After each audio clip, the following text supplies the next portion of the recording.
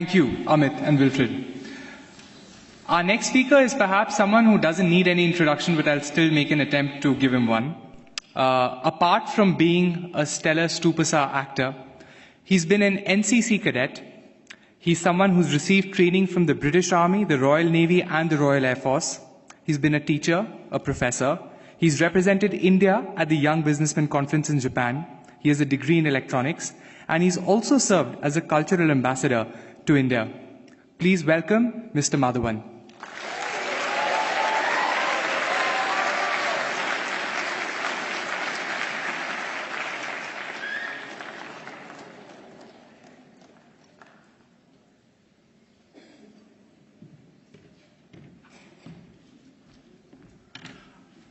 Oh, well, let me just get set up right now.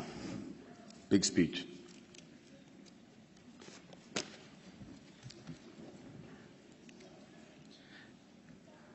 So, first of all, thank you very much for having me here at the Inspire series. It's worked dramatically. I'm already inspired to be addressing this really august intellectual gathering of people from Harvard, a place that my mother thought I will never reach.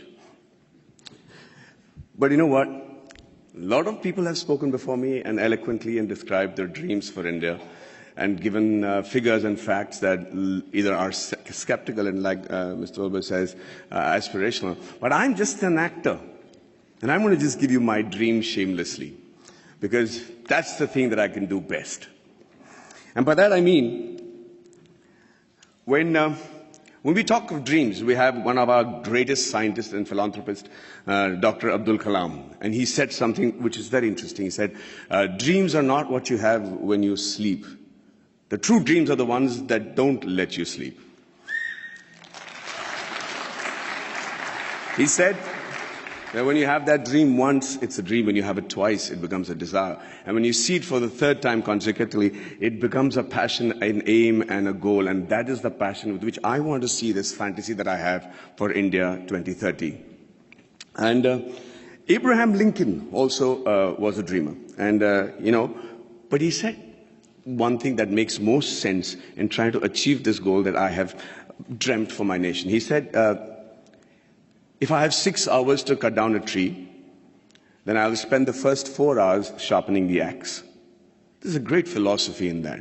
In this era of instant gratification, we just keep thinking we can achieve all these goals by just tweaking this, tweaking that. It's not true. I really believe that, that a missionary zeal is required to make that quantum change. That can make 2030 what I'm dreaming about right now. And just let's look at India as a country. What a unique nation, seriously. Thousands of years old of culture and tradition, many invasions, being ruled for many years, and we still somehow managed to maintain our identity. We still somehow have managed to maintain our Indianness, our beliefs, our faith. And, there has been, we have our drawbacks. There is corruption, there is violence, there is differences between the different religions and sects and castes and everything. But I can't help but think, looking at India, at the geography, that we're not doing really that bad. Look at all the other nations around in the world. Look at our neighbors. Compared to that, there is somebody in India who's doing something right for us to be called a growing economy and being projected as the third largest economy in 2026 and the most educated and young nation in the world. And it's still functional democracy.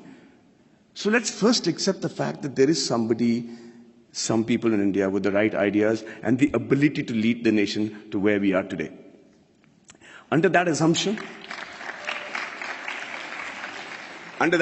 we are also very capable of finding very unique solutions to the problems that generally the world faces. One of them, of course, is the fact that we found freedom through non-violence and non-cooperation. Who would have thought that was possible? We have some other great... No, seriously, I mean, it was as radical a thought then as it is today. And one man in a loincloth with belief and faith and complete conviction was able to do that for us. Mahatma Gandhi. And it's an amazing country of people like Mahavir, Gautam Buddha, and Mahatma Gandhi, and then Bhagat Singh, who also had a dream.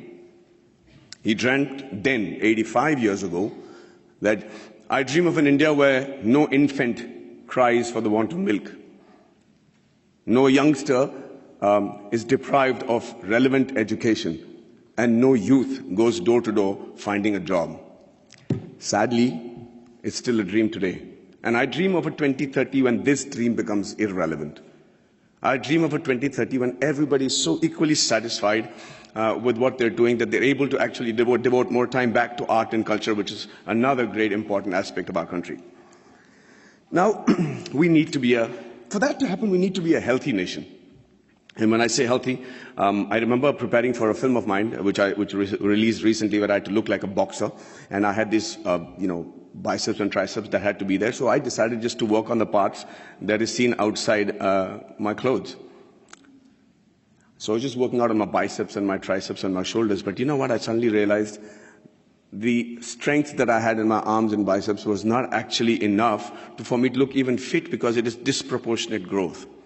It is the kind of growth that will not make you fit or strong, but actually make you look inadequate.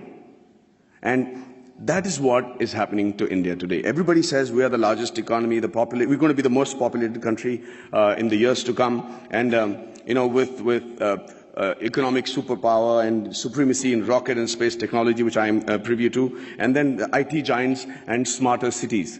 But ladies and gentlemen, I really believe that more than smarter cities, we require smart villages.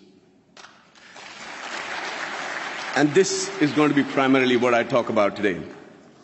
A nation is only as strong as its weakest link, and rural India is our weakest link. See, it's important that that growth and progress goes hand in hand with the villages also getting onto the same train towards economic freedom, superpowerdom, all the terms that have been coined for a successful country. But that is not happening. The reason being, we're beginning to ignore them.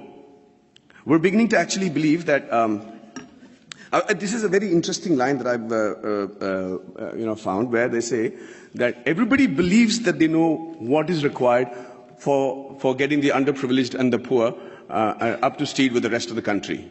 Okay? And we always start assuming that this is what they want. This is how we can help the poor and the villages, and this is what they need.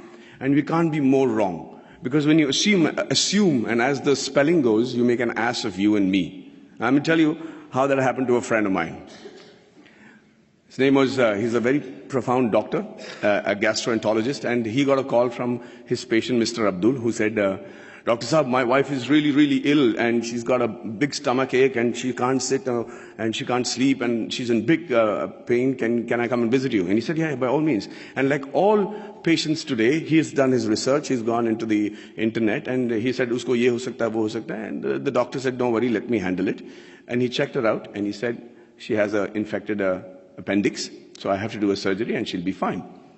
The surgery was done, he was fine, and Abdul was a happy man.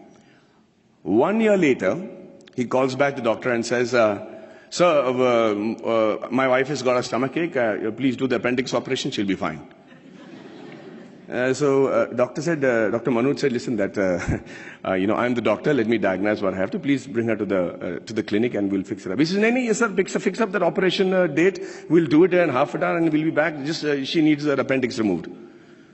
So now he's losing his patience. He says, let me do the diagnosis. Abdul, bring her to the clinic. And he's still insisting. And finally, the doctor lost it. And he said, listen, I'm the doctor. And let me tell you that every human being has only one appendix.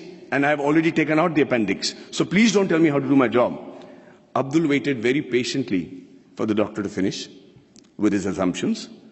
And then he shot back very meekly. He said, sir, I agree with you. Every human being can have one appendix. But a man can have two wives, right?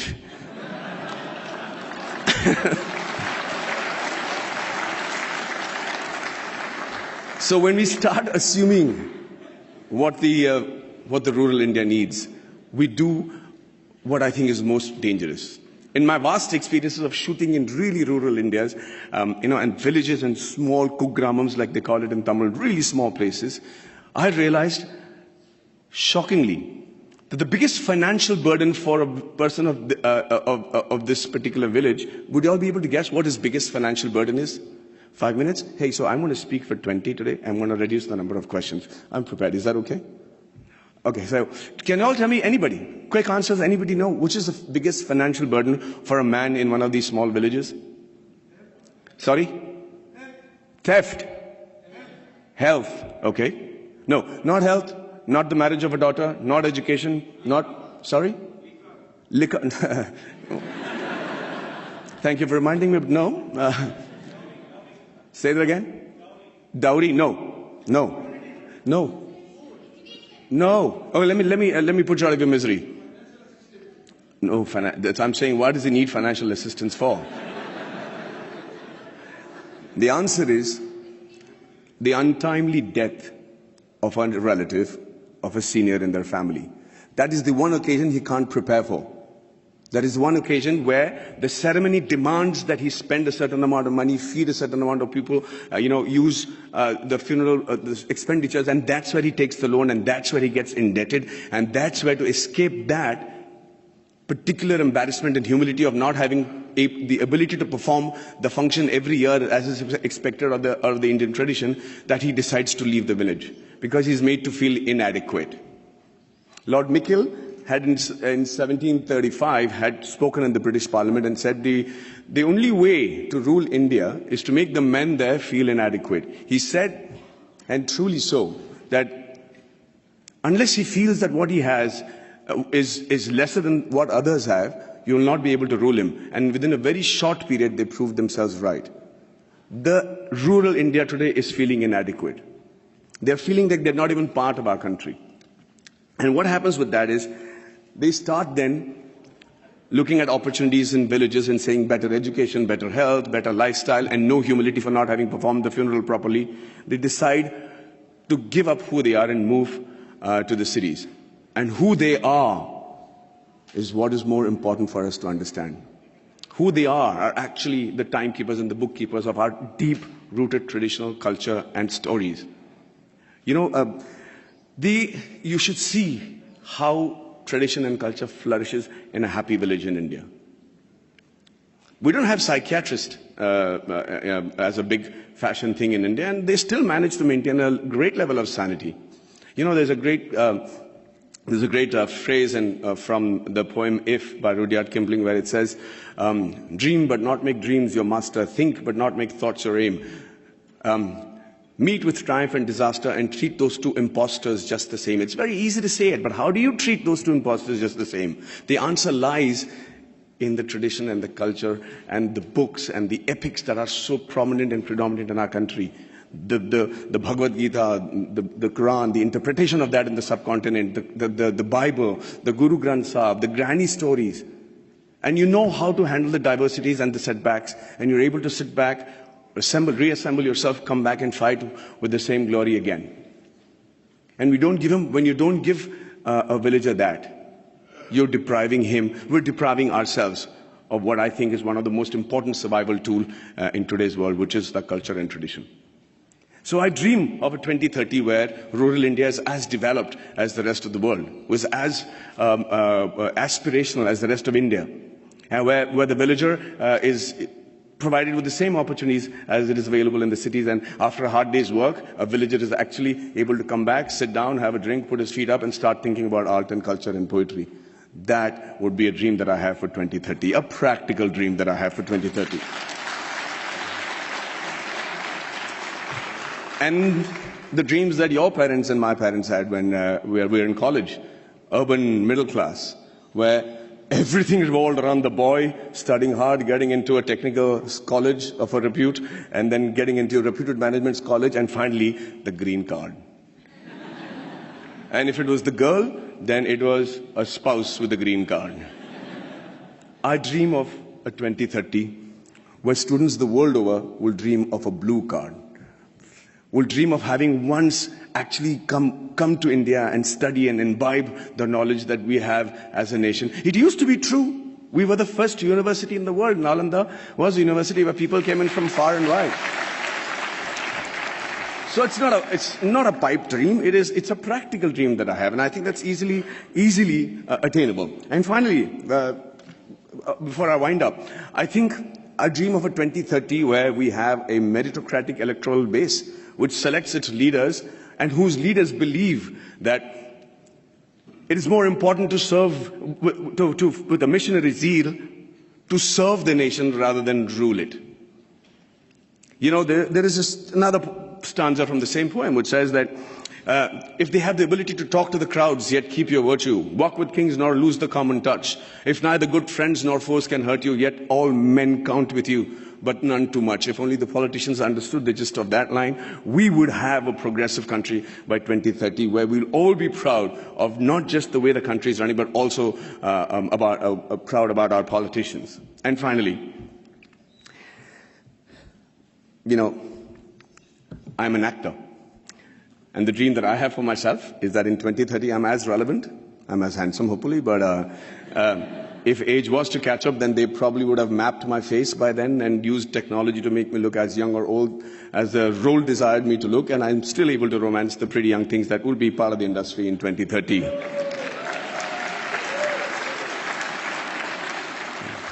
Well, I see that's got many guys going, yeah. And finally, as an actor, I'm used and prone to dialogues. I love to speak dialogues, and I recently found a line that blew me apart, and I thought it was a phenomenal Hindi film dialogue, where this great gentleman has said that whatever I am today, and all the achievements that has been possible by me, and what will eventually also be possible by me in the near future, is all because of my angel mother. Do you know who said that? Do you know who said that? Shockingly, Abraham Lincoln. So I dream of a 2030 where every Indian says the exact same thing about his mother, and not just about his mother, but also about his motherland. And also, for the sake of posterity, about his mother-in-law. But hey, ladies and gentlemen, what do I know? I am an actor. Thank you very much for your patient hearing, and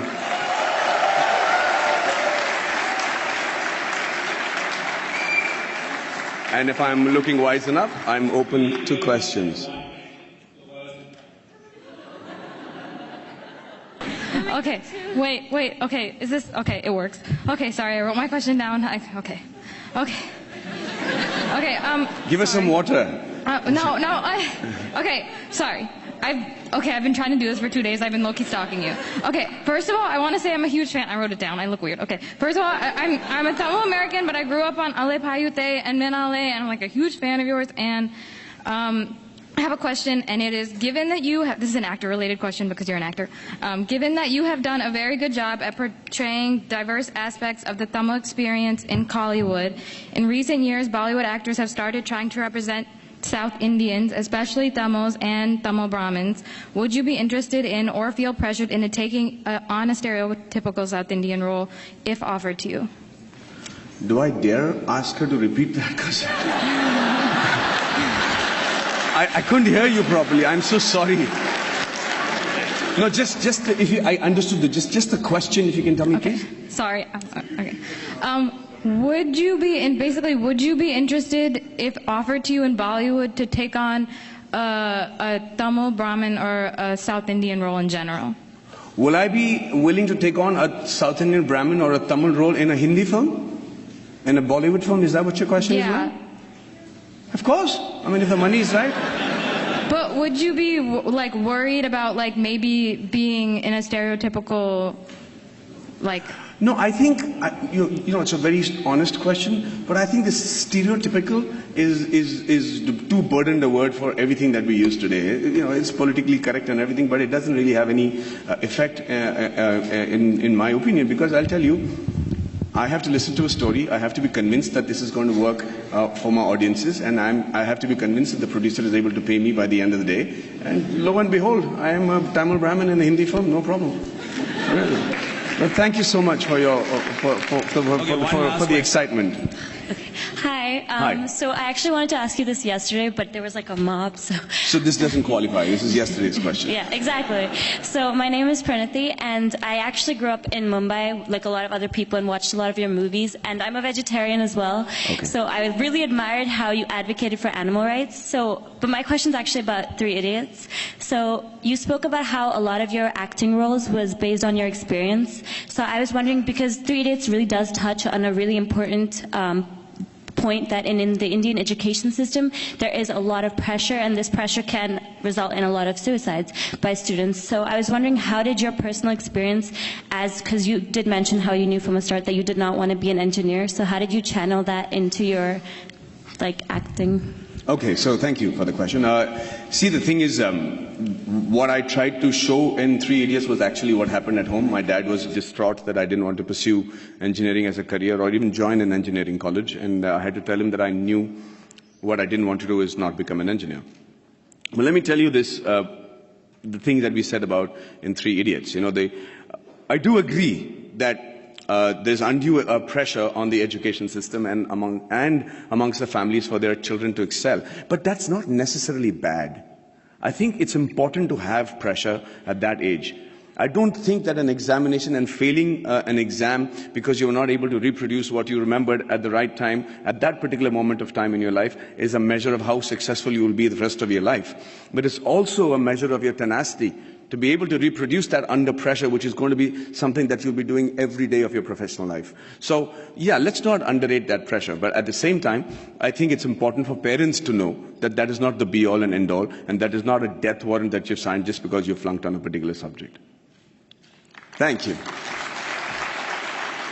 I'm done. Well, thank you so much for the patient hearing, and have a great evening, ladies and gentlemen.